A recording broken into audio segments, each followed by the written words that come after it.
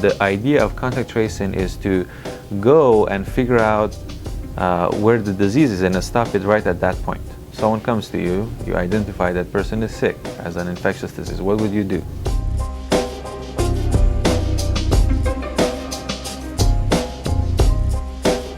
The first thing is you put them in isolation. You go and ask them, okay, who were you in contact with? Because you want to make sure that other people have not got the disease from him or her yet. What happens if someone is identified to be exposed to the disease with high chance, okay, then that person usually, for the case of Ebola, will be monitored for at least 21 days. If we didn't use some caring, like for example contact tracing, will have experienced a very large outbreak. So usually you have a network of contact which shows who is contact with whom, and the contact means any physical interaction that allows the possibility of infection transmission. You don't look at the network as a whole. So what we're interested in is only the infected person, which we call the index case. We will look at the person and the immediate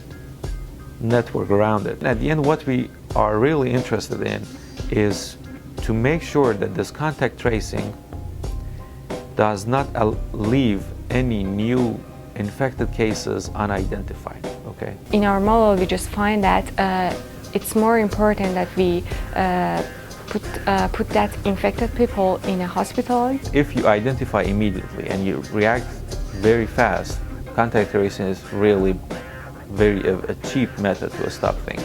The cost is actually just allowing these resources of like a hospital or this monitoring. You need nurses and public health experts and things like that, right? The results and tools that are will be the result of this project will also be applicable to other diseases. I hope someday this becomes a basic knowledge for everyone. Okay, they get educated about it.